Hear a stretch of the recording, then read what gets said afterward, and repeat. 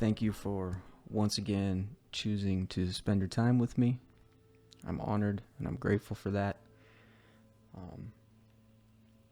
I wasn't necessarily going to talk about this subject just yet. I guess you could call it controversial, but everyone's going to have their own beliefs about it, so I'm just going to tell you what I believe. And obviously, whatever you choose to believe, I will honor. So I believe that, and I'm going to talk about this just because it's relevant in my life at the moment, and I'll explain why at the end of my short explanation here. But I believe that a soul comes from the universe or heaven, and that soul is gifted to the earth. The earth provides that soul with a body. And with that body and soul time on this planet, it is given every chance and every opportunity to be the best version of itself as it can. And I believe that we're meant to do something extraordinary and magnificent with that time and live a good life, whatever that might look like for some people. I'm not here to debate what that looks like. So when the time comes for that soul to leave, the body is returned to the earth. We honor and celebrate that soul's time on the planet. That soul is then given back to the universe, given back to heaven, in order to provide the earth yet again another gift of that soul. And that is essentially what I believe is the repeated cycle for ourselves, for our soul. And I bring all that up because it's very heavy-hearted. This past day and a half, my family and I found out that our uncle had passed away on Saturday afternoon, late afternoon. He was battling cancer. So we kind of knew it was coming, but it's never easy, even though you know it's happening. And we're grateful for the time that we got to spend with him. For me, I can only speak to me, of course. I didn't know him very long, to be honest. Maybe 15 years, 17 years, something like that.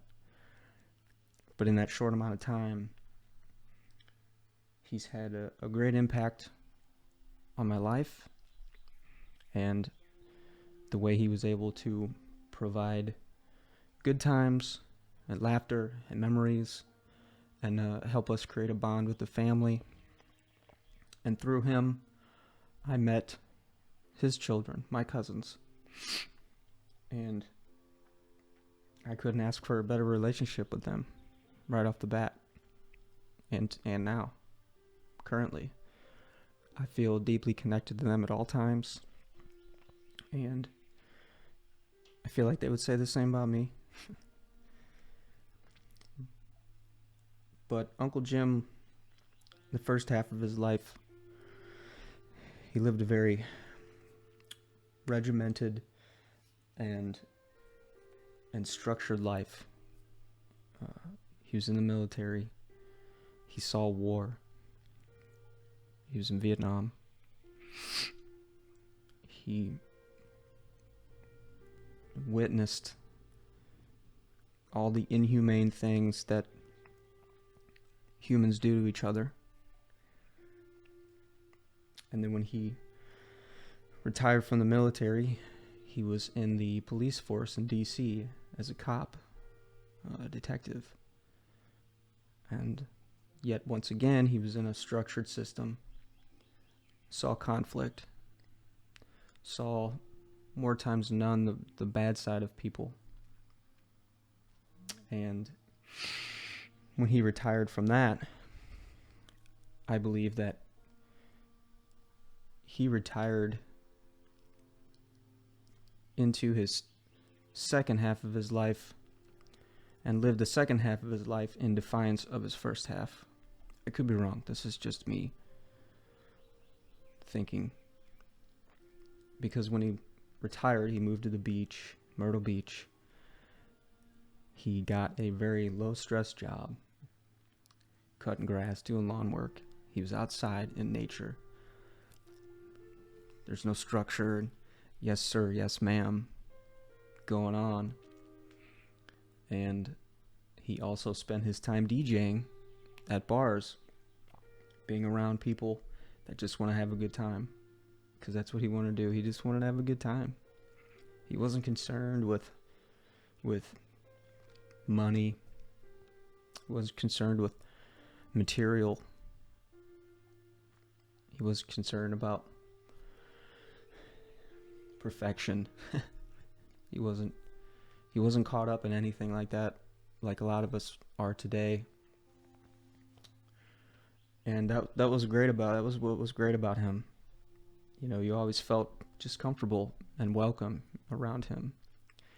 And that's what he wanted to, I believe, is what he wanted to spread to the people he surrounded himself with, is just a carefree, happy, life. And I think he accomplished that. And we will definitely miss going to visit him at the beach and spending a solid week there, visiting all his favorite bars and eating at all his favorite places. And so I just wanted to take the time to honor him here with my voice.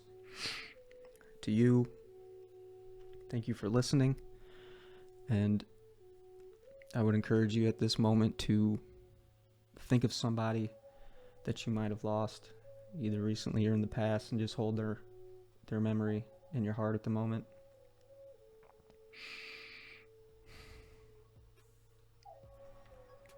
Thank you so much. I appreciate you. Have a beautiful day.